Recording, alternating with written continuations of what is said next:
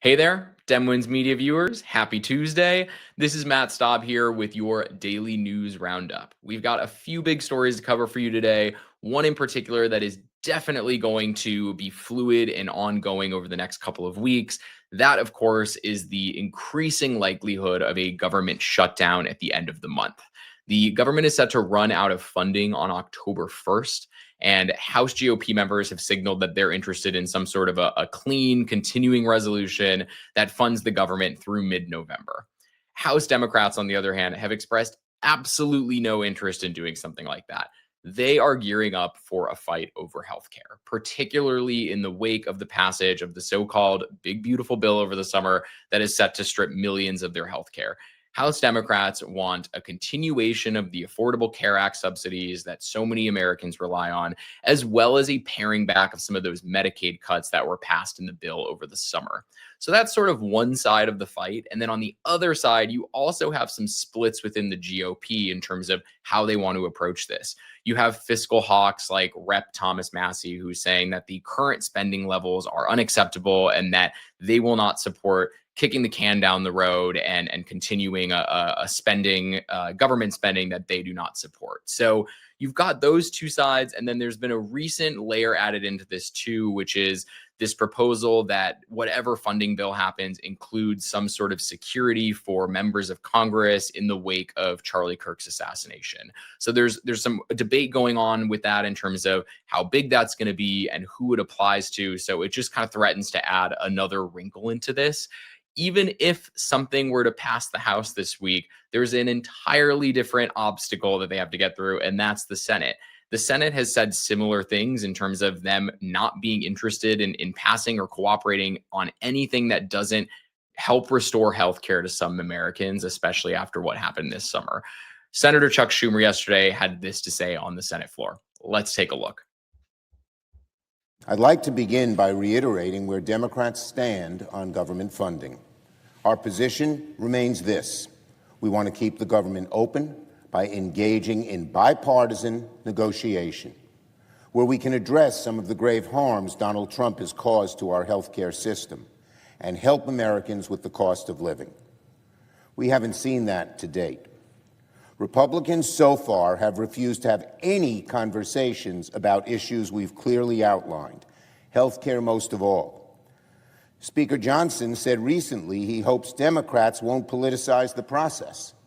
But Speaker Johnson has already done that by refusing multiple requests to sit down and talk and doing his own CR without consultation, without any inclusion of what the Democratic leader in the House or I are asking. So there you have it.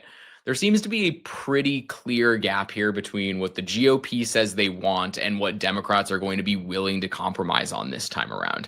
This doesn't seem like the spring, and it's been interesting to watch Democrats start to really coalesce around this message of restoring healthcare to Americans in this funding fight. It's good to see. I hope in the coming days and weeks as well, we start to see some of those new charismatic faces in the party to come out and really make this case to the American people.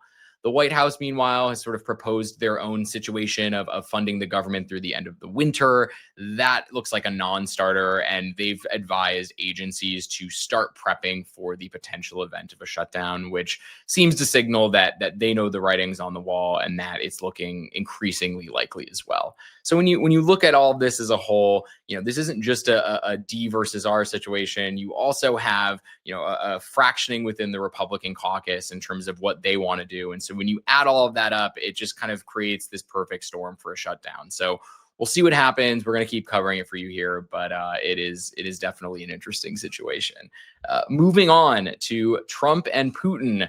There is some new reporting out today of GOP frustration with the relationship between Trump and Putin and the delay in leveraging new sanctions on Russia due to the Ukraine war.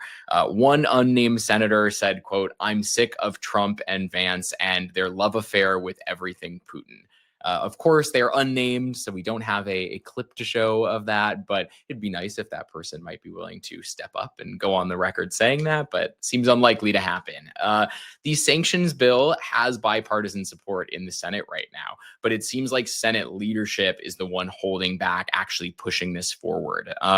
Trump has said multiple times that his patience has run thin with Putin, but he hasn't really acted on that and shown that he's serious about leveraging new sanctions on Putin. And so, there is a push from Lindsey Graham and the GOP to attach maybe some sort of sanctions for Russia into a government funding bill. He's gone to the White House in the past week to try to make that case. But once again, it just seems like leadership in the Senate GOP is hesitant to do this because Trump has not actually been full-throated behind that.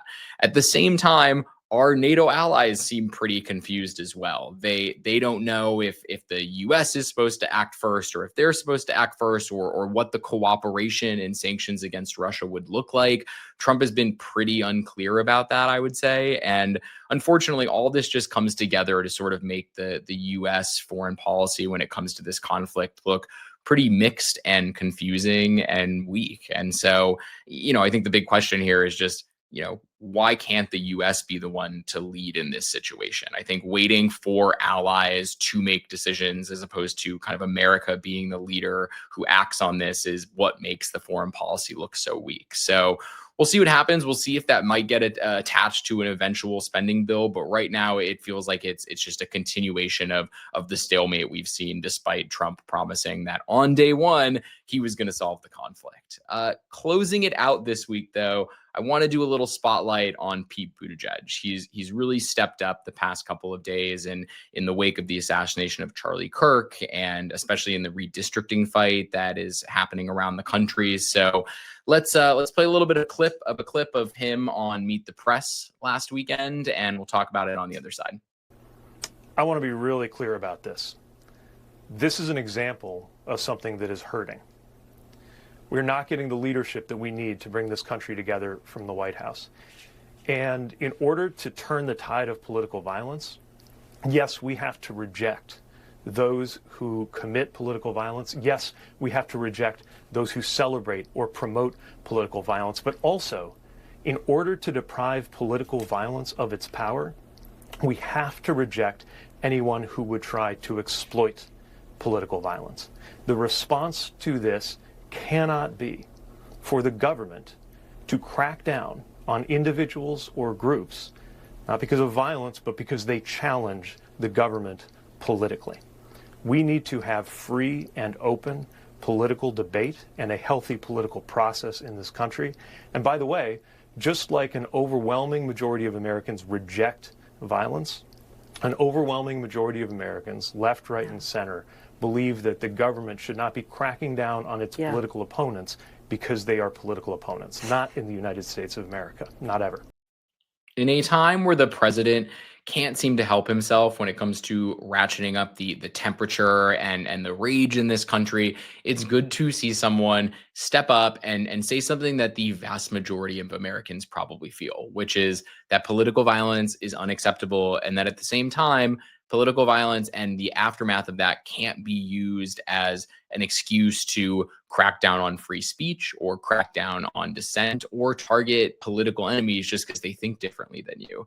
I think what's been troubling in this, especially this week, is watching administration officials really turn up the temperature. People with real power. You've got Pete Hegseth saying that anybody who tweeted or commented on Kirk's death, who was in the Department of Defense, would be fired. You've got Stephen Miller talking about cracking down on any organizations that were perceived as left. You have Kristi Noem out there saying, Charlie Kirk told her before he was killed that she should be going after blue state mayors and blue state governors for, quote, what's going on in their states, whatever that means. And so it is good to have someone who is at least cutting through that noise a little bit and delivering how a lot of people probably feel instead of some of the really ramped up rhetoric we've seen in the past couple of days.